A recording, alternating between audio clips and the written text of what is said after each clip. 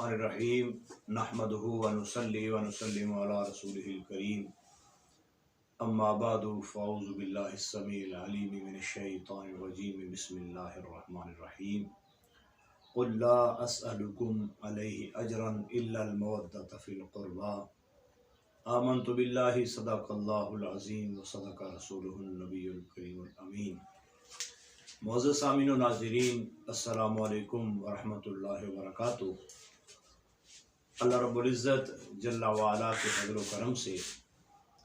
ماہ مقدس رمضان شریف کی برکات نصیب ہیں۔ دعا ہے اللہ رب العزت جل وعلا ہم سب کو زیادہ سے زیادہ اعمال صالح کی توفیق عطا فرمائے، اور جتنے بھی اعمال صالح کیے جائیں خالق کائنات جل وعلا ان کو اپنے دربار عالی شان کے اندر منظور و مقبول فرمائے۔ احباب اہل سنت، احباب عشق و مودت، اس وقت ہم بڑے نازک دور سے گزر رہے ہیں۔ ہمارے آس پاس ہر طرف فتنوں اور سازشوں کے جال بچھا دیے گئے ہیں۔ دشمنان دین، دشمنان اسلام اور بالخصوص دشمنان عقائد اہل سنت مختلف ہیلوں بہانوں سے ہماری اس دولت کو چھیننا چاہتے ہیں، لیکن اللہ رب العزت جل شانہ کے فضل و کرم سے سیدی اعلیٰ حضرت مجدد دین و ملت امام شاہ احمد رضا خان فاضل بریلی رحمہ اللہ تعالیٰ کے فیض سے اس عظیم و شان دولت کو محفوظ کرنے کا انتظام ہوتا رہے گا۔ احباب ذی وقار، اس بات میں کوئی شک نہیں کہ محبت اہل بیت اطہار رضوان اللہ علیہم اجمعین یہ ہمارے ایمان کی جان ہے، یہ ہمارے ایمان کا نور ہے۔ ہر سنی اپنے سینے کے اندر اہل بیت اطہار رضوان اللہ علیہم اجمعین کی محبت کا چراغ لیے جی رہا ہے۔ میرے قائد محترم کنز العلماء مفکر اسلام حضرت ڈاکٹر مفتی محمد اشرف آصف صاحب بلالی عزیز شرف فرمایا کرتے ہیں کہ اگر ہمارے دل کے اندر اہل بیت اطہار کی محبت نہ ہو تو ہم اس دل کو کتوں کے آگے ڈال دیں، یعنی کہ ہم ایسے دل کو دل رکھنا پسند نہیں کرتے جو محبت اہل بیت اطہار سے خالی ہو۔ مگر یہ محبت بریک فیل محبت نہیں، یہ محبت خواہش اور مرضی کی محبت نہیں، بلکہ یہ محبت قرآن و سنت کے زیر سایہ ہوتی ہے اور قرآن و سنت کی حدود و قیود کے اندر رہ کے ہوتی ہے۔ اصل خرابی ہی یہاں سے پیدا ہوتی ہے کہ جب اس محبت کو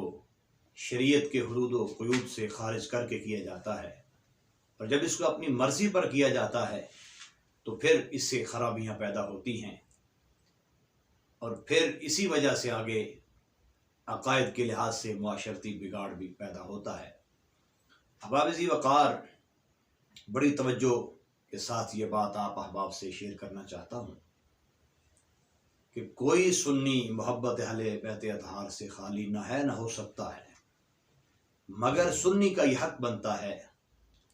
کہ وہ اس محبت کی شرائط کو بیان بھی کرے اور ان شرائط پر عمل بھی کرے۔ اس محبت جیسی عظیم و شان دولت کو کہیں کسی دوسرے بہانے سے ضائع نہ کر بیٹھے، اس لیے ہمارے اسلاف صدیوں سے یہ تعلیم عام کرتے چلے آ رہے ہیں، اور یہ اسلاف تربیت فرماتے چلے آ رہے ہیں کہ مسلک حق اہل سنت و جماعت جیسا عظیم و شان کو دوسرا مسلک نہیں ہے۔ دلائل و براہین کی روشنی کے اندر یہ بڑا عظیم و شان اور فقید المثال مسلک ہے۔ آئیے میں آپ سے یہ بات کیے دیتا ہوں کہ آج فتنہ پرور لوگ اور فتنہ ساز لوگ معاشرے کے اندر سادہ لو سنی مسلمانوں کو یہ کہہ کے گمراہ کرتے ہیں کہ دیکھو یہ سنی اہل سنت و جماعت یا یہ بریلوی جو ہیں یہ معاذ اللہ اہل بیت اطہار سے محبت نہیں کرتے۔ تو میں نے کہا ایسا کہنے والا بہت بڑا دجال ہے، فریبی ہے، مکار ہے، عیار ہے۔ ہر سنی محبت اہل بیت اطہار اپنے سینے میں رکھتا ہے اور اسی محبت میں جیتا ہے، مگر فرق یہ ہے کہ سنی محبت اہل بیت وہ نہیں کرتا جو شریعت سے مردود ہے، جس کو خدا اور رسول پسند نہیں فرماتے، خود اہل بیت اطہار پسند نہیں فرماتے۔ سنی وہ محبت کرتا ہے جس محبت پر اہل بیت اطہار بھی راضی ہوتے ہیں اور خدا اور رسول بھی راضی ہوتے ہیں۔ حضرت مجدد الفسانی رحمہ اللہ تعالی نے اپنے مکتوبات شریف کے اندر اس بات کو بڑے احسن انداز کے اندر واضح فرمایا، اور آپ کا وہ جملہ ہر خاص و عام کو یاد ہونا چاہیے۔ آپ نے یہ واضح کرتے ہوئے باقاعدہ فرمایا، یعنی یہ اس تناظر میں آپ نے فرمایا کہ جب تعارف یہ کروایا جا رہا تھا کہ محبت اہل بیت اطہار رکھنے والا جو ہے وہ شاید سنی نہیں ہوتا معاذ اللہ، تو آپ نے اس تناظر میں فرمایا، آپ نے فرمایا محبت امیر رفض نیست، کہ حضرت مولا علی شیر خدا رضی اللہ تعالیٰ عنہ سے پیار کرنا، محبت کرنا یہ رافضیت نہیں ہے۔ وہ محبت امیر رفض نیست، خلیفہ چہارم حضرت سیدنا علی مرتضی شیر خدا رضی اللہ تعالیٰ عنہ کی محبت یا آپ سے محبت کرنا یہ رافضیت نہیں ہے۔ رفض کیا ہے؟ تبری از خلفائے ثلاثہ رفض است، خلفائے ثلاثہ کو تبرہ کرنا، بکواسات کرنا، توہین کرنا، برا بولنا، گالیاں دینا، یہ رافضیت ہے۔ اور ساتھ ہی آپ نے فرمایا وہ بیزاری از اصحاب کرام مذموم و ملام، نبی کریم صلی اللہ تعالی علیہ وسلم کے صحابہ میں سے کسی صحابی رضی اللہ تعالیٰ عنہ سے بیزاری کرنا،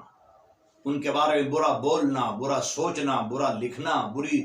توضیحات اور تشریحات بیان کرنا، فرمایا یہ کیا ہے؟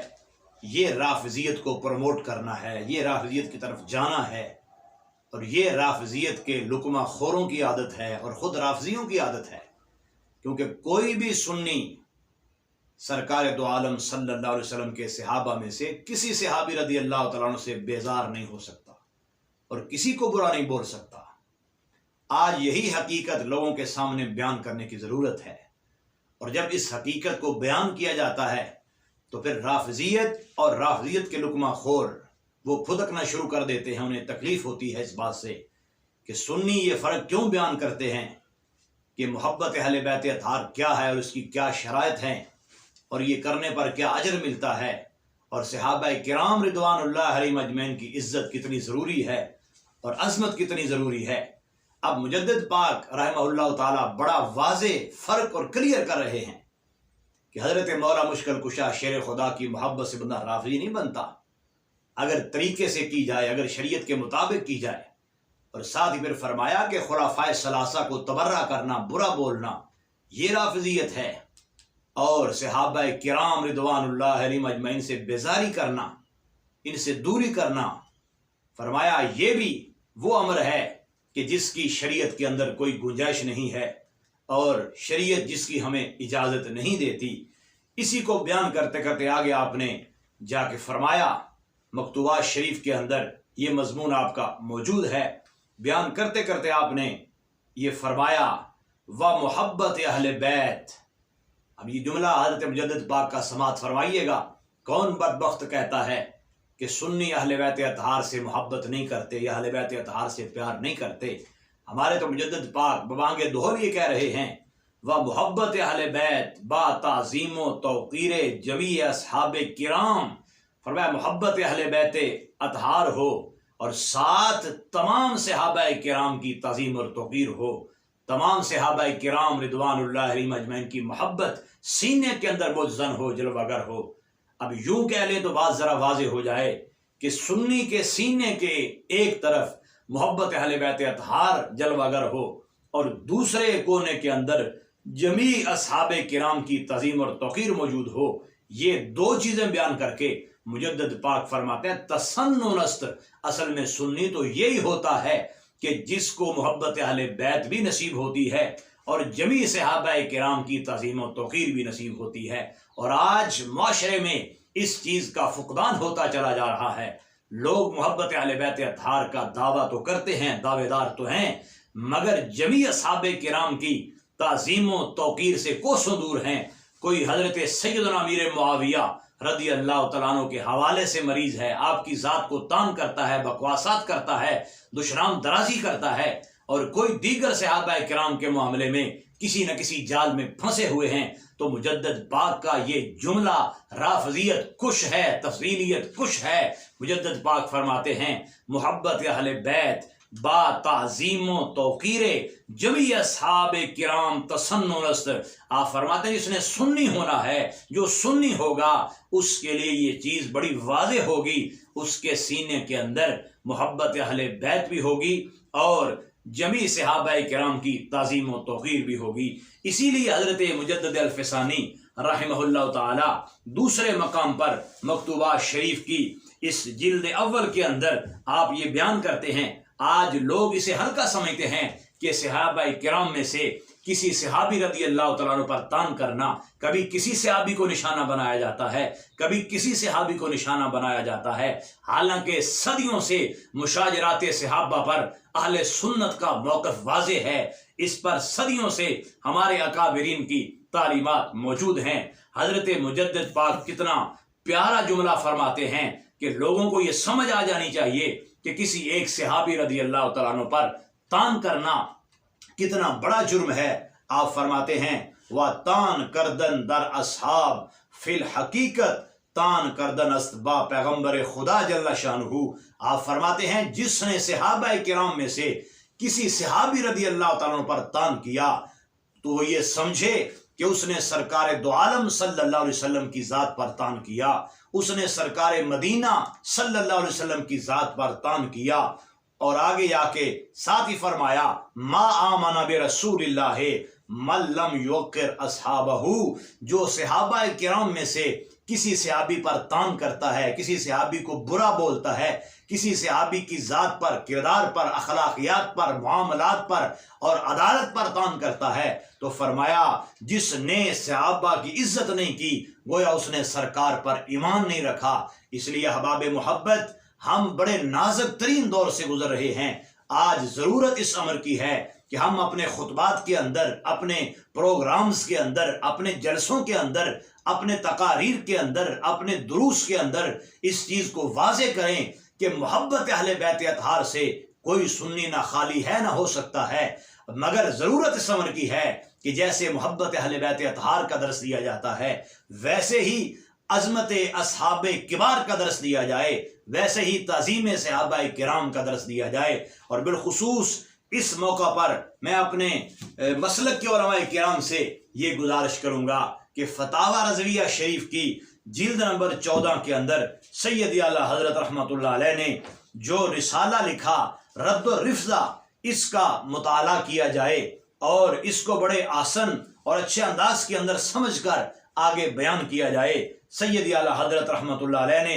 بڑے ظاہر انداز کے اندر اور بڑے واضح الفاظ کے اندر اس چیز کا ہمیں درس دیا ہے، اور یہ احسان فرمایا ہمارے اوپر کہ رد و رفضہ جیسا خزانہ آپ نے ہمیں عطا فرمایا۔ اس لیے اہل سنت دونوں طرف سے خبردار رہیں، خارجیت کی طرف سے بھی خبردار رہیں اور رافضیت کی طرف سے بھی خبردار رہیں۔ اس لیے اس رسالہ کو علماء کرام صرف اپنی لائبریریوں کی الماریوں کی زینت نہ بنائیں، بلکہ اس فتاوی رضویہ شریف کے اس رسالے کا مطالعہ بھی فرمائیں اور آگے عوام الناس تک اس پیغام کو پہنچائیں تاکہ دنیا کو پتہ چلے کہ رافضی کتنا خطرناک وائرس ہے۔ آج یہ وائرس مختلف طریقوں سے نقیبوں کی صورت میں، نام نہاد خطیبوں کی صورت میں اور